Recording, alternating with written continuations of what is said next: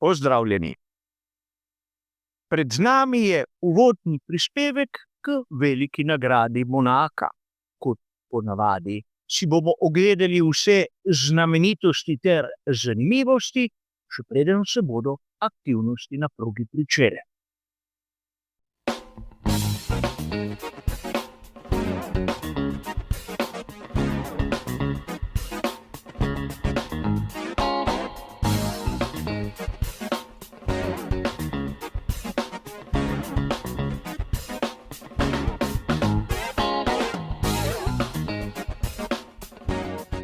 Običajno bo tudi današnji uvodni prispevek razdeljen na 3 dobro znane dele. V prvem si bomo ogledali znamenito dirko iz preteklosti, medtem ko v drugem bomo našo pozornost usmerili k samim lastnostim proge na ulicah Monte Carla. V zadnjem delu bomo pa kot ponavadi nekaj minut porabili še za vremensko napoved. A začnimo s tisto dirko iz preteklosti, ki bo tokrat morda za marsikoga še posebej zanimiva. Vrnili se bomo v sezono 2003, ko so bili na progi ožji, krajši bolidi, ki so imeli nižjo maso. Vrnili se bomo v obdobje, ko so bili v svetovnem prvenstvu Formule 1 Juan Pablo Montoya, Kimi Räikkönen in Michael Schumacher. Nalašč sem povedal te 3 junake Formule 1, da bi tako opisal tisti zmagovalni oder dirke za veliko nagrado Monaka iz sezone 2004. Marsikdo izmed vas bo sedaj mislil, da je bila tista dirka enostavno enkratna. In kako bi danes rad videl kaj podobnega, kot se je zgodilo tistikrat. A ne bi vas rad preveč razočaral. Namreč dirka za veliko nagrado Monaka iz sezone 2004 spada v prav ekskluzivni klub, v katerem najdemo na primer veliko nagrado Evrope iz leta 2009. Ne smemo pozabiti na veliko nagrado Združenih držav Amerike iz leta 2005 in seveda tu spada tudi dogodek vezan na veliko nagrado Belgije iz sezone 2021. Zopet tistega dirka ne moremo imenovati. In kaj imajo skupnega vse te 4 dirkaški vikendi? Enostavno. Nismo videli na progi niti enega samega prehitevanja. Logično je, da takrat, na primer leta 2005 v Indianapolisu z samo 6 nastopajočimi, kjer sta bila 2 Ferrarija, 2 Jordana in 2 Minardija, je bilo težko pričakovati kakšno prehitevanje na progi. Tudi v Valenciji mislim, da je vsakomur izmed nas jasno, da je bilo prehitevanje prej luksus kot obveznost. In na progi Spa-Francorchamps je bilo za varnostnim avtomobilom prehitevati prepovedano, zato tudi tisti dogodek spada v ta ekskluzivni klub. In sedaj se lahko malce ustavimo ter razmislimo. Namreč, kolikokrat smo slišali, da so dirke po ulicah Monte Carla dolgočasne, predvsem zaradi tega, ker so bolidi preširoki, predolgi, ker je njihova masa previsoka in ne vem še kaj vse. V sezoni 2003, ko so bili bolidi taki, kot si marsikateri navdušenec želi, se je zgodilo tisto, kar si po mnenju mnogih ne bi smelo.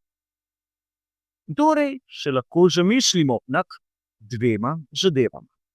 Prvič, ali je res dolžina, širina in masa tisto, kar škodi formuli 1, in drugič, ali tisti, ki to trdijo, res kaj vedo o tem polju. Lep primer, ki nam je morda dokazal, da je v resnici čisto obratno. Ampak verjamem, proga v Monaku marsikomu ni zanimiva. In treba je povedati, da kar je všeč meni, ni nujno, da je všeč vam. Ampak gre za zgodovinsko izjemno pomembno lokacijo, kjer ne moremo mimo dejstva, da prav za vsakim ovinkom tiči svoja zgodba, svoja legenda, kjer so imena ovinkov tista posebnost, kjer nimamo številk. A treba je povedati, da z enim območjem DRS smo v podobni situaciji kot pred tednom dni v Imoli. A kljub vsemu imamo tudi tu enak izbor pnevmatik, torej C4, C5 in C6.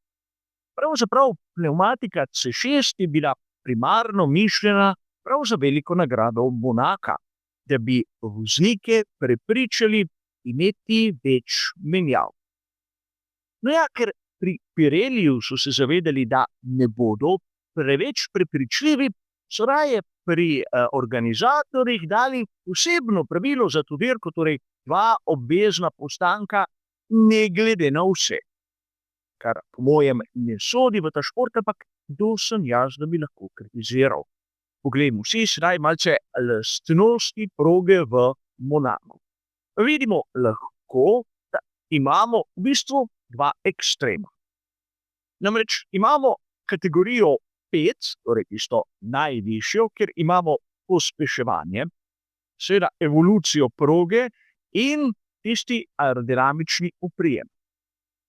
Zanimivo, da pri aerodinamičnem oprijemu imamo visoko vrednost, ampak sila, ki se generira, je sorazmerno nizka, kajti bolidi ne dosežejo visokih hitrosti in tako seveda tudi ne generirajo tako imenovanih downforce.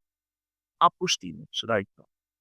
Na drugi strani imamo oprijem asfalta in tisto zaviranje, ki sta v kategoriji 2.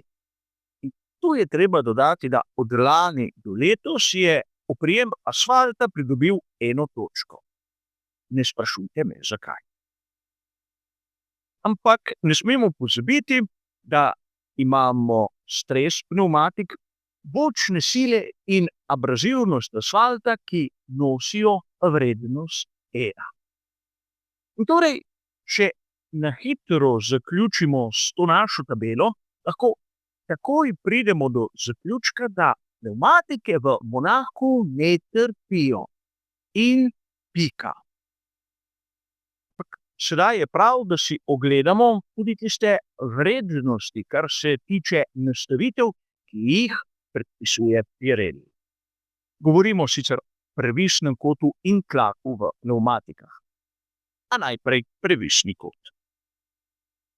Na prednji osi je ta določen na vrednost minus 3 stopinje,25, na zadnji osi pa minus 2 stopinji,25. Kar je, glede na tipologijo ovinkov in lastnosti proge, nekaj običajnega, nekako pričakovanega. In če se sedaj ozremo na tlak v pnevmatikah, bomo tudi tu videli, da nobenih bistvenih sprememb, na primer glede na lansko sezono. Prednji osi 20 funtov na kvadratni palec, na zadnji osi 19 funtov na kvadratni palec. Kar je zopet izjemno blizu med tisto vrednostjo na prednji in zadnji osi, ampak podobno smo videli tudi kot zanimivost. Če si ogledamo vrednosti iz sezone 2022, ki je bila prva sezona z kolesi, ki so imela 18 palčna platišča, povedali rahlo drugačno zgodbo. Namreč na prednji osi tlak 21 funtov na kvadratni palec, na zadnji osi pa 17. Ampak, kot sem povedal pri Formuli 1, se že leta trudijo, da bi imeli 2 postanka in tako napravili dirke bolj zanimive. Seveda upam, da bolj zanimive kot tista, ki smo jo videli v sezoni 2003. A gled za moj pogled. A ne smemo mimo vremenske napovedi, ki zna biti zanimiva tudi tu v Monaku. Začnimo z petkom, ker vremenoslovci pravijo, da bo sončno s temperaturami med 15 in 20 stopinj Celzija in 20% možnostjo kakršnihkoli padavin. Torej, lahko bi dejali nič posebno. V soboto in nedeljo bo oblačno in temperature se bodo gibale med 15 in 23 stopinj oba dni. A treba je poudariti, da v soboto bo možnost popoldanskih neviht skorajda 60-odstotna, kar pomeni, da med kvalifikacijami lahko proga vlažna, če ne že mokra. V nedeljo, ko je na vrsti dirka, pa vremenoslovci pravijo, da možnosti za kakršnekoli padavine skorajda ni. A videli bomo, kot ponavadi skupaj.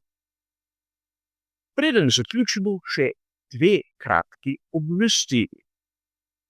Najprej, kot dobro veste, komentiram dirke na Sport klubu. Tudi tokrat so mi zaupali Formulo 3, Formulo 2 in Porsche Supercup.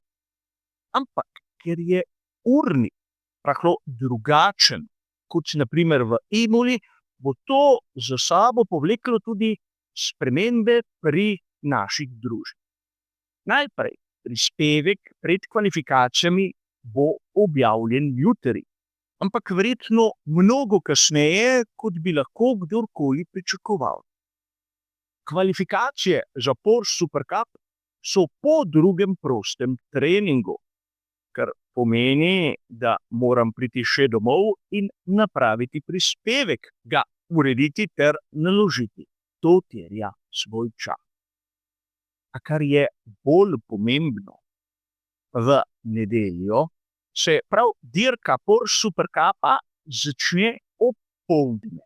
Na primer v Imoli se je začela ob 11:20, kar pomeni, da skorajda ne bom imel fizičnega časa priti domov do tistih 14, ko se običajno dobimo.